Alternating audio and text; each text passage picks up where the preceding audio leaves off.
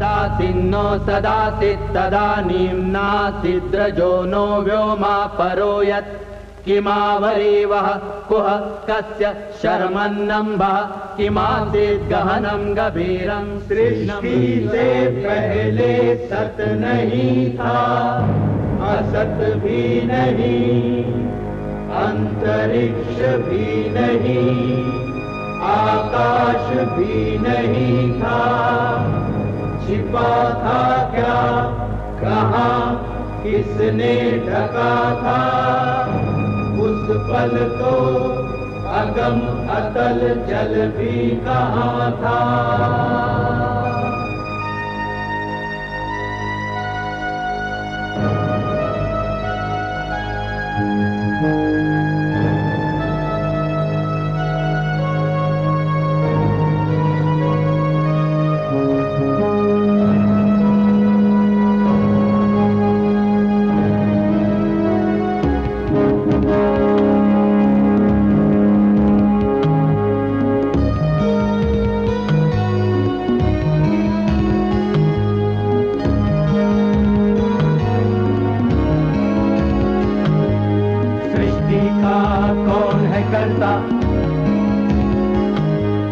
करता है वा अकर्ता,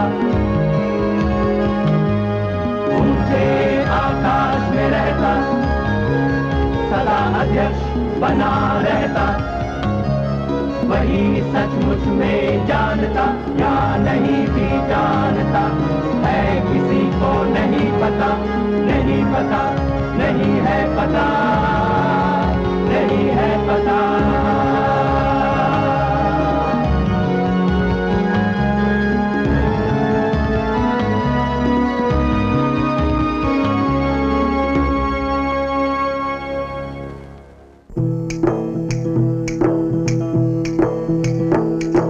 वन था, वन में राक्षस थे,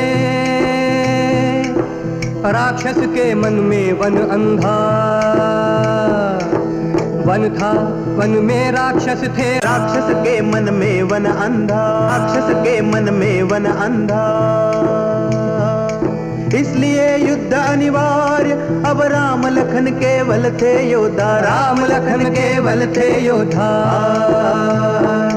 अनगिनत राक्षसों को मारा, अनगिनत भगाए धनुषतान, अनगिनत भगाए धनुषतान। ऋषि मुनियों को अभय मिला, जंगल में गूंजा वेदगान, ऋषि मुनियों को अभय मिला, जंगल में गूंजा वेदगान, जंगल में गूंजा वेदगान, जंगल में गूंजा वेदगान।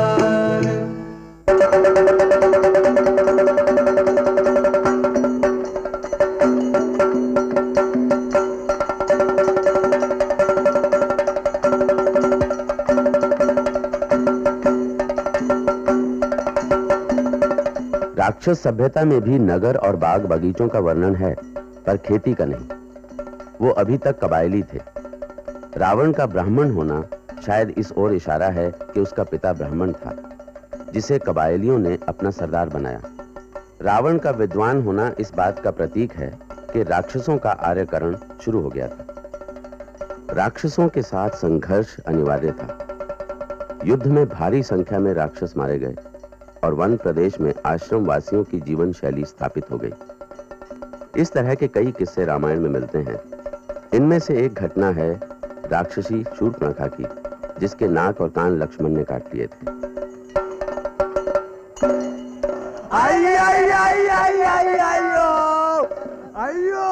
उन दोनों तपस्वियों का इतना साहस कि उन्होंने मेरी बहन को अपमानित किया। तुम्हारी तो बुद्धि भ्रष्ट हो गई है भैया। आज तुम्हें अपने कर्तव्यों का भी ध्यान नहीं रहा। अब तुम शासन करने योग्य नहीं हो। हाँ, कभी तुम वीर और महापराक्रमी योद्धा हुआ करते थे, लेकिन अब केवल एक प्रमादी और आलसी व्यक्ति बनकर रह गए हो। एक शासक का अपनी जनता और राज्य के प्रति क्या उत्तरदायित्व है, ये तुम भूल चुके हो। शूर्पणखा मेरी बहन, मैं तुम्हारे क्रोध को समझता हूं, किंतु इन तानों का कोई अर्थ नहीं है। क्या लंका की प्रजा सुखी और संपन्न नहीं है? क्या उन्हें अत्याचार का सामना करना पड़ा है? क्या उनकी पीड़ा पर तत्काल ध्यान नहीं दिया गया है? तो फिर ये उलाहना क्यों कि मैं एक शासक के कर्तव्यों को भूल गया हूं? तुम और तुम्हारी राज परिषद केवल एक मूर्खों का जमघट बन के रह गई है भैया। एक शासक को इस बात का तो ध्यान होना ही चाहिए कि उसके राज्य में कहां पर क्या हो रहा है। उसके पास ऐसे घुसपैठिए और भेदिए तो होने ही चाहिए जो उसे प्रतिपल सूचनाएं देते रहे, लेकिन तुम्हें तो इसकी आवश्यकता ही नहीं। तुम तो यहां निश्चिंत बैठे हो और भूल गए हो कि लंका के स्वर्ण भित्तियों के बाहर भी तुम्हारी प्रजा रहती है जो तुमसे अपनी रक्षा की आशा और अपेक्षा करती है। हमारे राज्य में कौन ऐसा है जिसकी हमने रक्षा न की हो? क्यों? जनस्थान में क्या हो रहा है जानते हो? तपस्वी भीष्म अयोध्या के राजकुमारों ने क्या प्रलय मचा रखा है। हमारे राक्षस आक्षेप नहीं कर सकते, वनों में इच्छा अनुसार भ्रमण नहीं कर सकते। राम और उसके संगियों ने हमारी भूमि पर अधिकार जमा लिया है, जगह जगह पर आश्रम बना लिए हैं और हमारे राक्षस उन्हें रोकने में असमर्थ हैं। ये दोनों तपस्वी योद्धा उन आश्रमों के रक्षक बने बैठे हैं और हमारे राक्षस असहाय और निर्बल हो चुके हैं। और क्या ये भी जानते हो कि तुम्हारे 14 सहस्त्र राक्षस मारे जा चुके हैं और तुम्हारा भाई खर जो तुम्हारे लिए वहां पर शासन कर रहा था अपने सेनापति दूषण के साथ मृत्यु के मुंह में भेजा जा चुका है। आज समस्त जनस्थान राम के अधीन हो चुका है, जानते हो? चिंता न करो बहन, उन्हें दंड अवश्य मिलेगा। तुम्हारे सभी जन मारे जा चुकेंगे तब? देखते नहीं उन्होंने मेरी क्या दुर्दशा कर दी है। मेरे कान और मेरी नाक काट डाली है और मेरे इतने सुंदर रूप को उन्होंने कुरूप कर दिया है। ये मुझे सीधी चुनौती है। अपमान किया है उन्होंने मेरा, तुम्हारे नाक और कान काटकर उन्होंने मुझे भी अपमानित किया है। क्रूरता है ये, उन्हें इसका मूल्य चुकाना होगा। कैसे भैया? मैं उनके साथ वही करूंगा जो उन्होंने मेरे साथ किया है। मैं सीता का हरण करके उसे लंका में बंदनी बनाकर रखूंगा।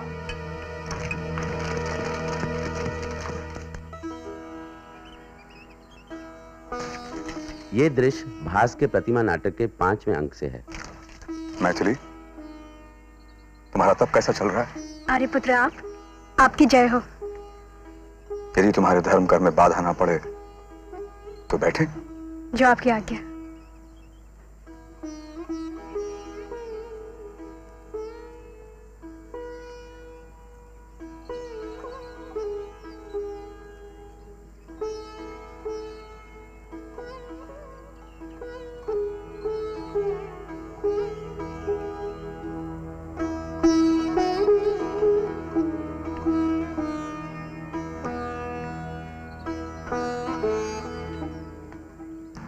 आपके मुख की शोभा बुझती जा रही है स्वामी।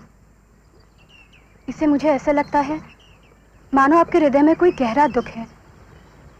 चिंता का कारण क्या है स्वामी? कल पूज्य पिता का वार्षिक श्राद्ध है। पितृगणों की इच्छा होती है कि श्राद्ध कर्म विधि विधान से पूरा किया जाए। यही सोचकर मैं दुखी हूं कि यह कार्य यहां पूरा कैसे कर सकूंगा मैं।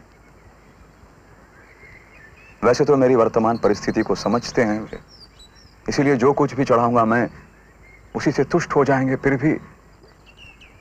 भी सोचता हूं कि यह कार्य क्या राम और उसके पिता के अनुरूप नहीं होना चाहिए? भरत तो राजसी ढंग से श्राद्ध करेंगे ही। आप अपनी स्थिति के अनुरूप फल और जल से ही श्राद्ध कीजिए। पूज्य पिता को यही अधिक प्रिय होगा। मैथिली, जब पिता मुझे अपने हाथों से कुशाओं में फूलों को रखते हुए देखेंगे तो उन्हें याद आ जाएगी हमारे वनवास की और वे उस संसार में भी रो पड़ेंगे।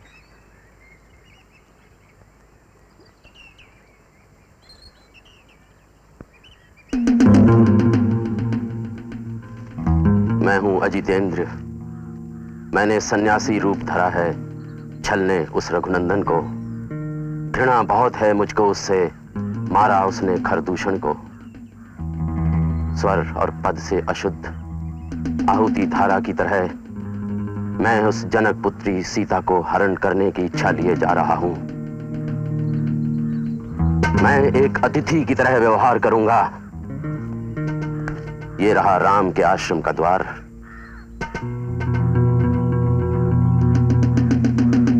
मैं अतिथि हूं। अतिथि का स्वागत है।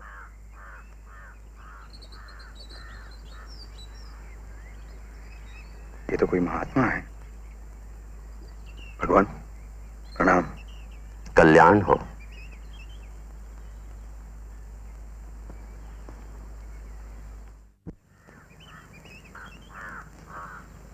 इस आसन पर विराजिए प्रभु। ये तो स्वयं ही मुझे आज्ञा दे रहा है। मैथिली, जाओ भगवान के चरणों को धोने के लिए जल ला। रहने दो। ये पृथ्वी की स्त्रियों में अकेली ही पतिव्रता अरुंधति के समान है, जिसके पति के रूप में स्त्रियां आपका गुणगान करती हैं। मैं चरण नहीं, जब छाया को मना किया है मैंने, तो अब उसके शरीर को अनुमति नहीं दूंगा। मधुर वचन ही एक अतिथि के सत्कार के लिए बहुत है। मेरा सत्कार हो चुका है।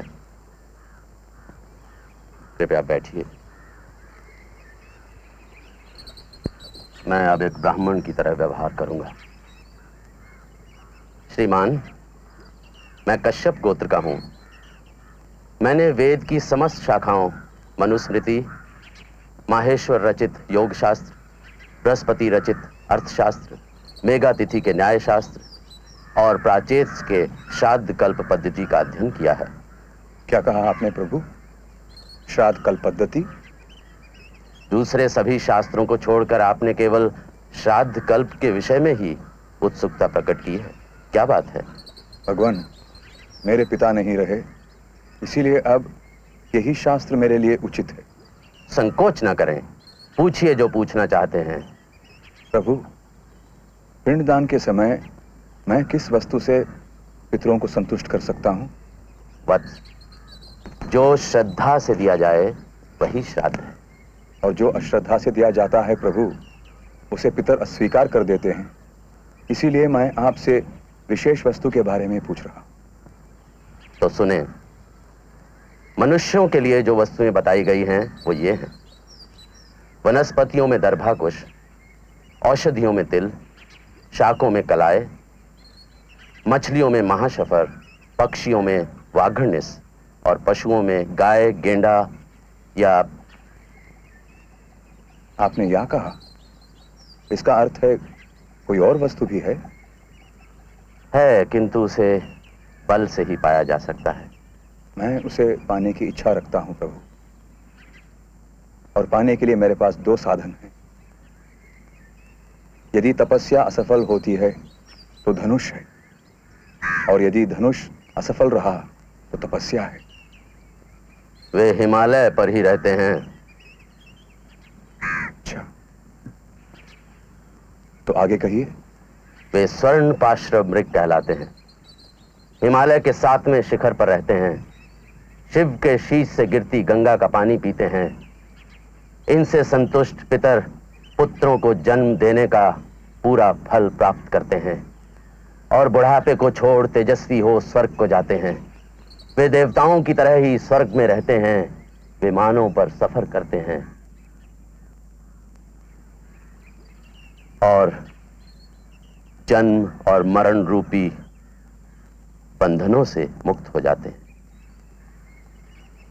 प्रभु, वे हिमालय पर ही रहते हैं ना? हाँ, क्यों? तो सुनो भगवान,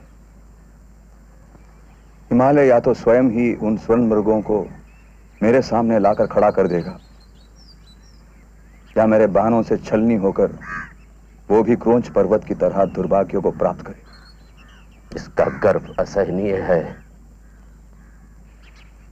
कौशल्यानंदन, हिमालय आपको यही सम्मान दे रहा है। वो रहा स्वर्ण पाश्र मृग। भगवान, ये तो आपका प्रताप है। भाग्यशाली है मेरे स्वामी। नहीं मैथिली, नहीं। यदि ये मृग अपने आप ही इधर आ गया है तो ये पिता का भाग्य है। वो श्राद्ध में अर्पित किए जाने के योग्य। जाओ लक्ष्मण से कहो उसे पकड़ ले आए। स्वामी, उन्हें तो आपने तीर्थ यात्रा से लौटते कुलपति का स्वागत करने भेजा है। अच्छा, तो फिर मैं ही चलता हूं। भगवान।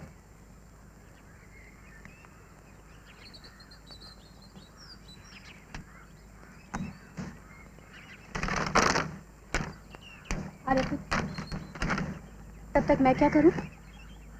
भगवान की सेवा करूं मैथिली।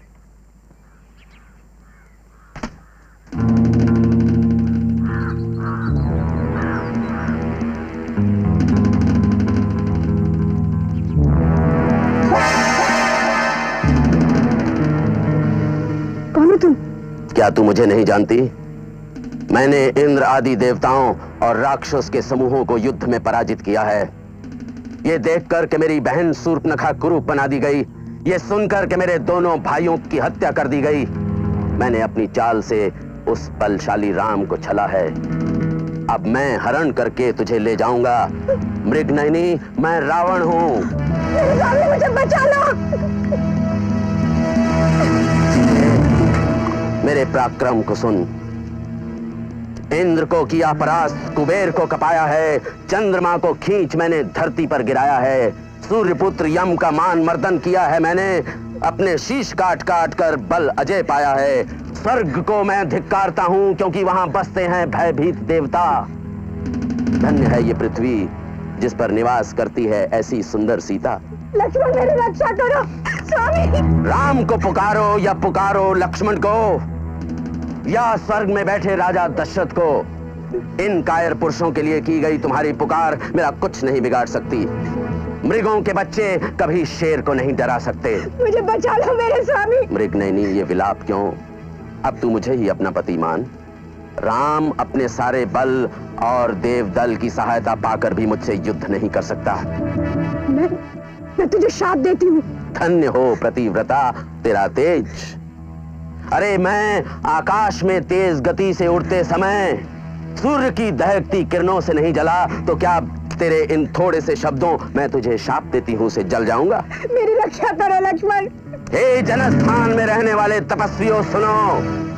दशानन बलपूर्वक सीता का हरण करके ले जा रहा है। यदि राम को क्षत्रिय धर्म से थोड़ा भी प्रेम है तो अपने बल का प्रदर्शन करे। मुझे बचा लो स्वामी। ये क्या गिद्धराज जटायु अपनी भयानक चोंच के साथ अपने परों से उठी आंधी से वन के वृक्षों को उखाड़ता हुआ मेरी ही तरफ आगे बढ़ रहा है? ठहर, मैं अभी अपनी तलवार से तेरे परों को काटता हूं और तेरे घावों से गिरते हुए खून में तेरे शरीर को अच्छी तरह भिगोकर उसे यमलोक पहुंचाता हूं।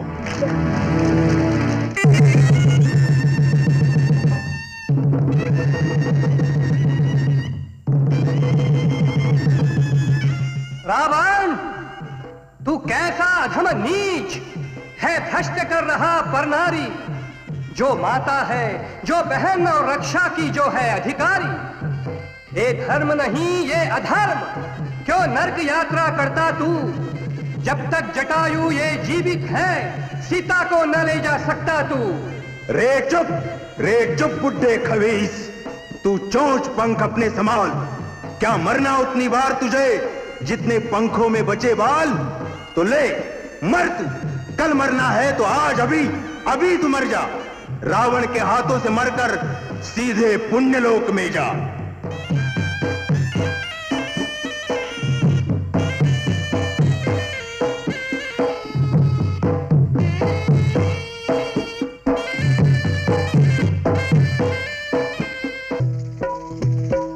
मारीच असुर का वध करके श्री रामचंद्र लौटे कुटिया। मारीच असुर का वध करके श्री रामचंद्र लौटे कुटिया। मैथिली, मन में सीता की चिंता थी, चिंता तो होती है दुखिया, चिंता तो होती है दुखिया। छाया कुटिया में सन्नाटा, ओ मैथिली, छाया कुटिया में सन्नाटा, हो गया राम का मन रीता, हो गया राम का मन रीता। था सब कुछ पहले जैसा ही, थी नहीं एक केवल सीता।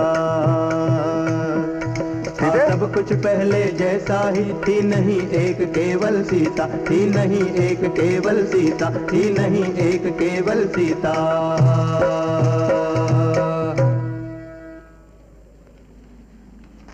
क्या भगा ले गया है कोई सीता को?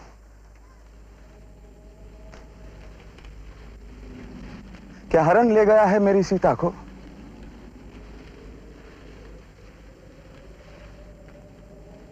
क्या भूल गई है पथ जंगल में? या निगल लिया है जंगल के किसी राक्षस ने?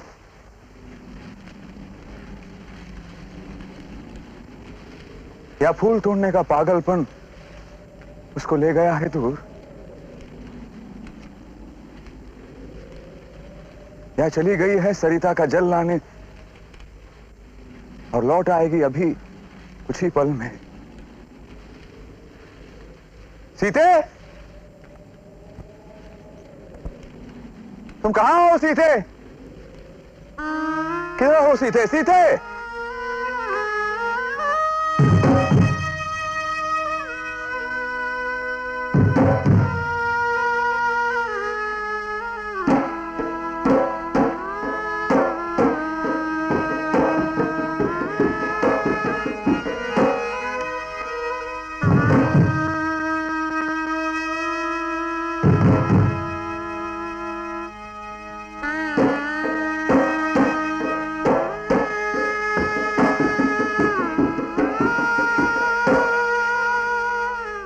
तरु कदम, कितना स्नेह दिया था सीता ने तुझको, तेरे फूलों को हर रोज तोड़ती थी, पागल थी।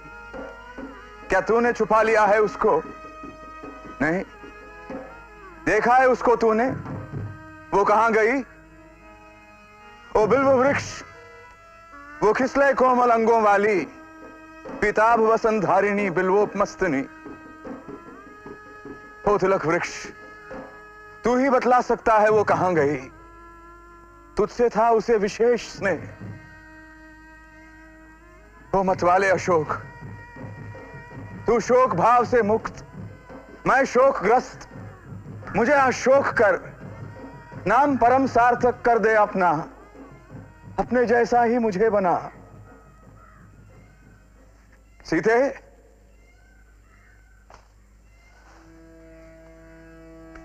जंगल ढूंढा, पर्वत ढूंढा,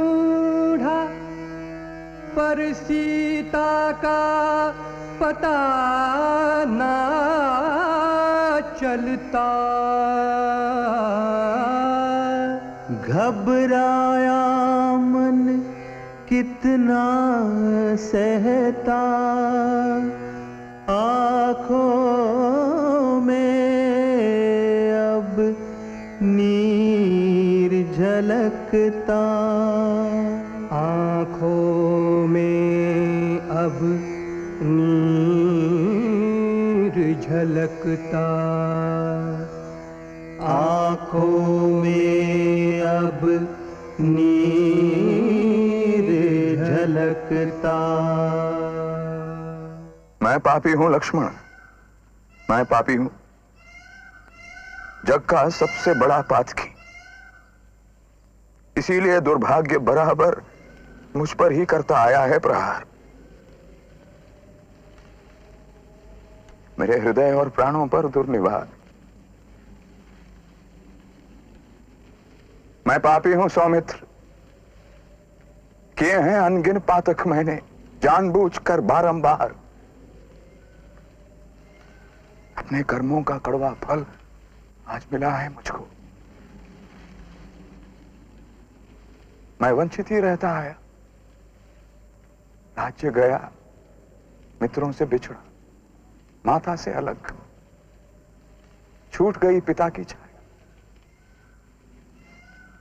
आता है अतीत याद हर बार, कहीं नहीं है लक्ष्मण, कहीं नहीं है मेरे दुख शोक का पारापार, कहीं नहीं है।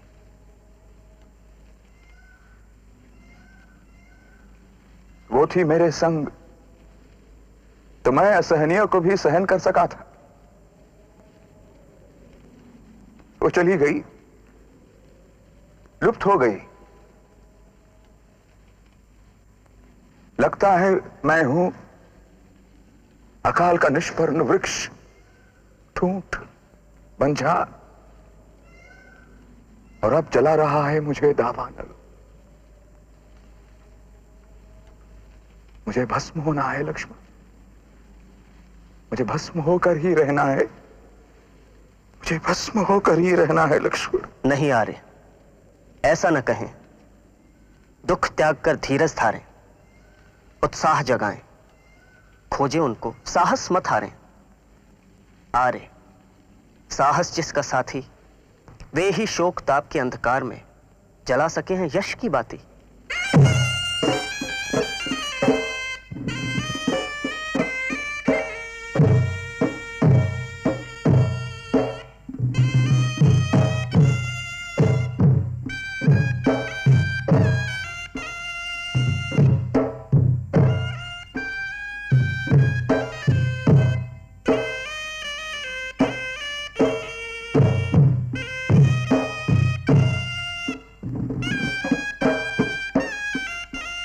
वाल्मीकि रामायण में केवल वो राक्षस समाज नहीं है जिसे राम अपने स्वजनों के हित में नष्ट करना चाहता है।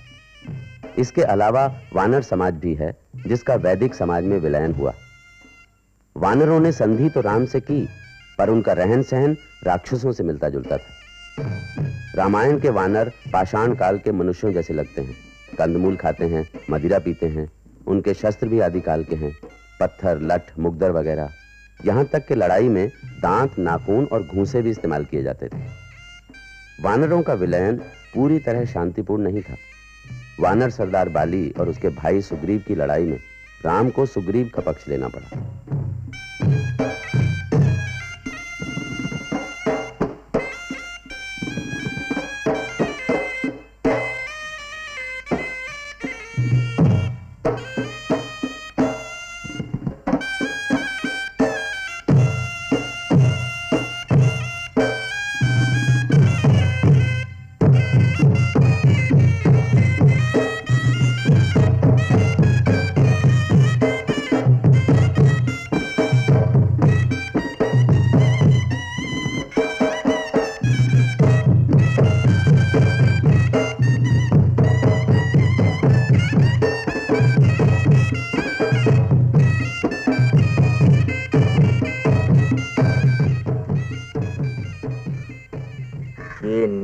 युद्ध नहीं, विश्वासघात है राजन।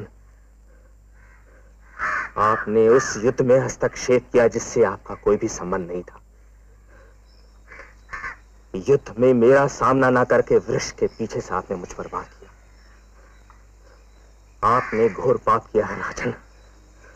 पाप? कैसा पाप? तुमसे युद्ध का प्रश्न ही कहां उठता है। मैं क्षत्रिय हूं, आखेट का मुझे पूरा अधिकार है। तुम मेरे लिए एक शिकार मात्र हो और मैं अपने शिकार को जैसे चाहे मार सकता हूं। एक वानर होकर तुम मुझसे और क्या चाहते हो? बिना कारण आखेट नहीं किया जाता राजन। मेरा मांस आप खा नहीं सकते। मेरे कारण आपके जीवन को कोई भय भी नहीं उत्पन्न हो रहा था। मुझे मारने का कोई भी न्यायोचित कारण नहीं है आपके पास राजन। मृत्युशैया पर भी अभद्रता करता है। वानर, अपने पापों के लिए क्षमा मांग। क्या तूने अपने छोटे भाई के साथ धन का बंटवारा करने के बदले उसे अन्यायपूर्ण ढंग से राज्य से बाहर नहीं निकाल दिया था? अपनी वासना की पूर्ति के लिए क्या तूने उसकी पत्नी पर अधिकार नहीं कर लिया? क्या यह सब पाप नहीं है? सुग्रीव विश्वासघाती था राजन। उसने मेरी सत्ता को खाड़ फेंकने का प्रयत्न किया था। उसे हमारी रीति और विधान के अनुकूल ही दंड दिया गया था राजन। नहीं, ये भूमि हमारी है। यहां का हर पर्वत, हर झरना इक्ष्वाकु वंश का है। यहां के हर जीव को हमारे विधान का पालन करना होगा। तुम अपराधी हो और तुम्हें उचित दंड दिया गया है। नहीं राजन, हम स्वतंत्र हैं। हम आपसे भिन्न हैं। हम सदैव आपसे अलग रहे। मुझे दंड देने का आपको कोई अधिकार नहीं है राजन। अधिकार है। मैं अयोध्या के राजा श्री भरत का प्रतिनिधि हूं। उनकी सत्ता की मैं हर संभव रक्षा करूंगा। वानर दल से कर गठबंधन सुग्रीव को गद्दी दिलवाई। वानर दल से कर गठबंधन सुग्रीव को गद्दी दिलवाई। सुग्रीव को गद्दी दिलवाई। हनुमान वीर सेवक से, हनुमान वीर सेवक से फिर सोने की लंका जलवाई। सोने की लंका जलवाई। सोने की लंका जलवाई।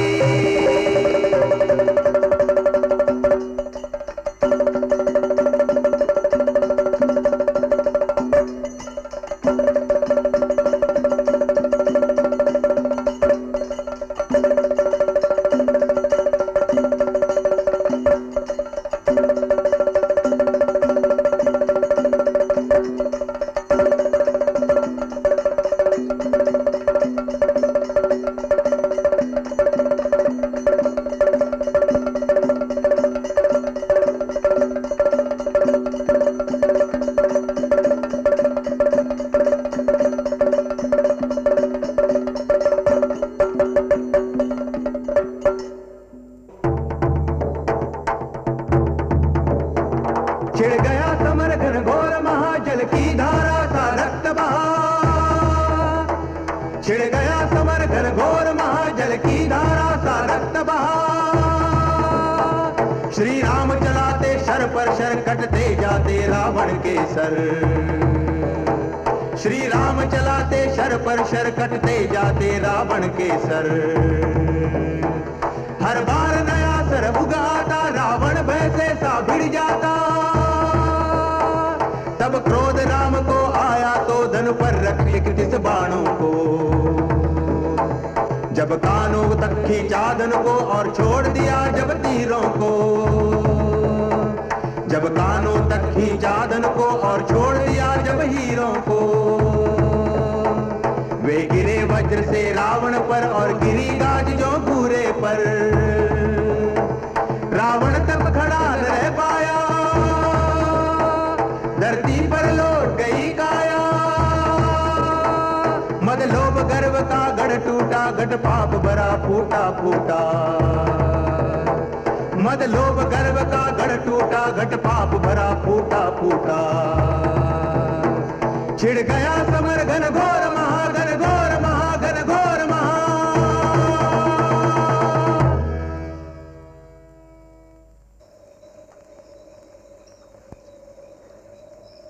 क्या रावण की मृत्यु हो गई? वो हिलडुल नहीं रहा है। लगता है मर गया है या फिर मरने का ढोंग कर रहा है।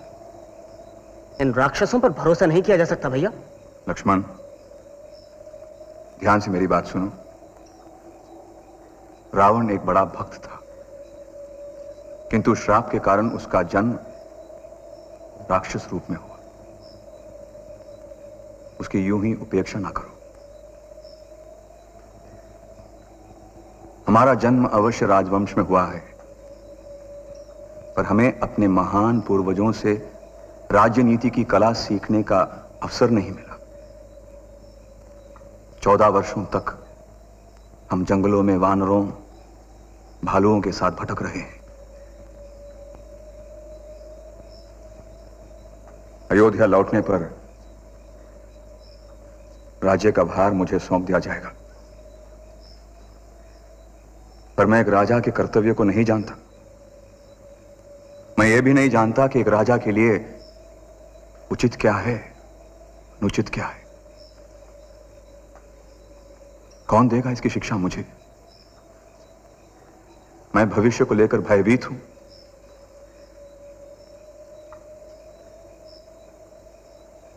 रावण अपना राज्य का शासन करते करते परिपक्व हुआ है। उसकी प्रजा उसका आदर करती है। उसने अपनी राक्षस प्रकृति के कारण बहुत से दुष्कर्म अवश्य किए हैं, पर राजनीति के संबंध में उसका विचार जानना हमारे लिए अच्छा होगा। वेदों में कहा गया है, अमूल्य रत्न यदि कूड़े में भी पड़ा हो तो उसे उठा लेने में बुराई नहीं है।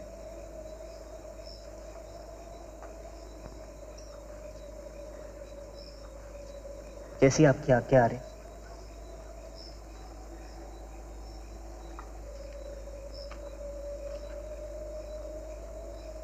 ए लंकाधिराज, मुझे आपके पास श्री राम ने परामर्श और मार्गदर्शन प्राप्त करने के लिए भेजा है।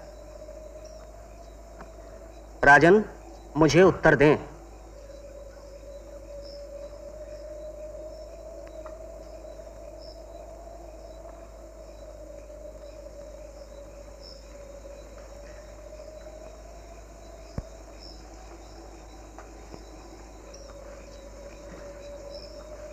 कोई लाभ नहीं है भैया, वो तो मेरी बात ही नहीं सुनता। तुमने उनसे आदरपूर्वक बात तो की ना? जी हाँ, मैंने वैसा ही किया है। जब तुम उनसे बात कर रहे थे, खड़े कहां थे? उसके बगल में, सिर के पास, ताकि वो मेरी बात सुन सके। यही तो भूल हुई लक्ष्मण। तुम्हें उनके पैरों के पास खड़ा होना चाहिए था, वैसे ही जैसे एक शिष्य गुरु के पास खड़ा होता है। परंतु भैया, वो मेरा गुरु नहीं है। लक्ष्मण, ज्ञान को तिरस्कार मत करो। ज्ञान सदा पवित्र होता है। चलो हम दोनों उनके पास चलते हैं।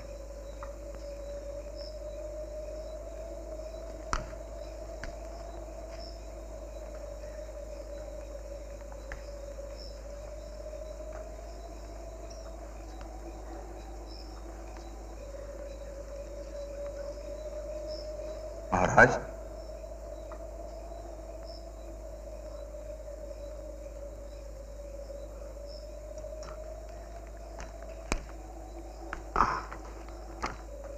मैं भला आपको क्या मार्गदर्शन दे सकता हूं? मेरी बुद्धि तो स्वयं भ्रमित और अंधकार में डूबी है। उचित और अनुचित के बीच का भेद जानने में असमर्थ है। हे रघुकुल स्वामी, मैं भला आपको क्या शिक्षा दे सकता हूं? महाराज, आप मुझसे बड़े हैं, अनुभवी भी हैं, एक समर्थ शासक रहे हैं आप। मुझे उचित, अनुचित और शासन करने के संबंध में आपके विचार जानने चाहिए। हे राम, मेरे जीवन का अंत अब निकट है। कुछ भी कह पाना कठिन है।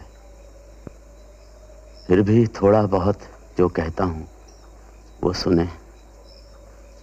हे रघुराज, कोई भी कार्य जो दया, प्रेम और परोपकार की भावना से किया जाता है वो निश्चित ही अच्छा होता है, किंतु सत्कर्मों को हम सदैव स्थगित करते रहते हैं।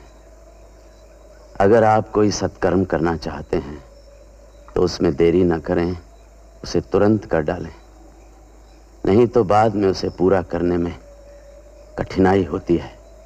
किसी अच्छे काम को टाल दोगे तो वो कभी पूरा नहीं होगा। उचित कहा आपने। हाँ, दुष्कर्मों के बारे में तो मैं तुम्हें बहुत सी बातें बता सकता हूं। मैंने जीवन में दुष्कर्म ही तो किए हैं। देखो, आज मेरे सभी पुत्र पौत्र मारे जा चुके हैं। क्रोध, घमंड, घृणा, इन्हीं से दुष्कर्मों का जन्म होता है। किसी क्षण के आवेश में आकर हम दुष्कर्म करने के लिए उतावले हो जाते हैं।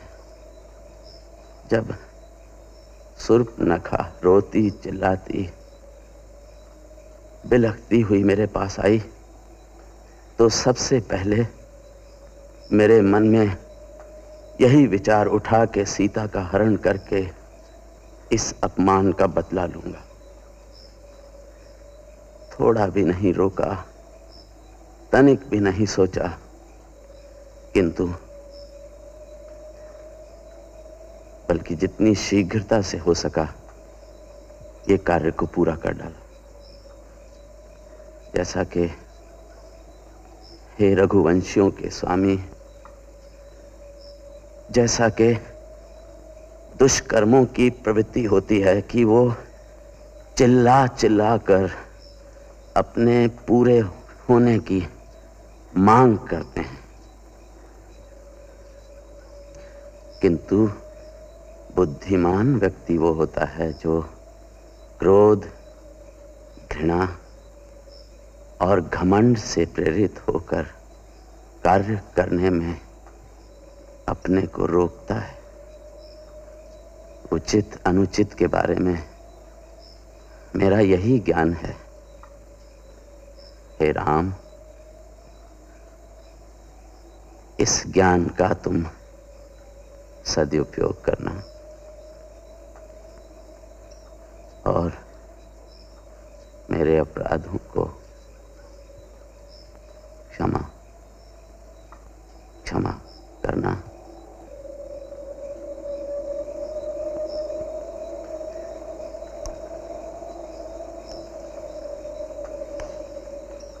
पौराणिक कहानियों और वीर गाथाओं से मिलने वाले सबक कुछ इस तरह हैं।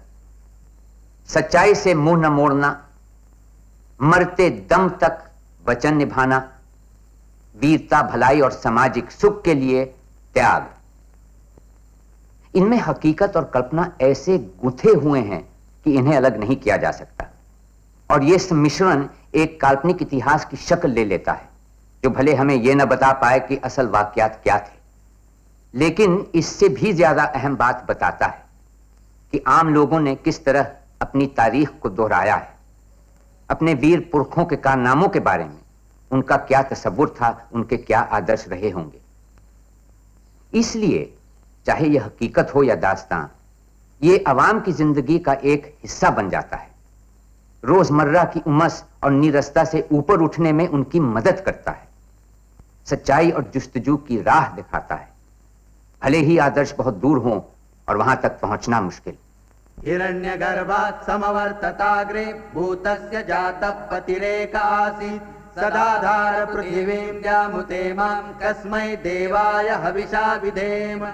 वह था हिरण्यगर्भ सृष्टि से पहले विद्यमान, वही तो सारे भूत जात का स्वामी महान, जो है अस्तित्वमान धरती आसमान धारण कर। ऐसे किस देवता की उपासना करें हम हवि देकर, जिसके बल पर तेजोमय है अंबर, पृथ्वी हरी भरी स्थापित सिर, स्वर्ग और सूरज भी स्थिर। ऐसे किस देवता की उपासना करें हम हवि देकर, गर्भ में अपने अग्नि धारण कर पैदा कर, व्यापा था जल इधर उधर नीचे ऊपर, जगा जो देवों का एकमेव प्राण बनकर। ऐसे किस देवता की उपासना करें हम हवि देकर। ओ सृष्टि निर्माता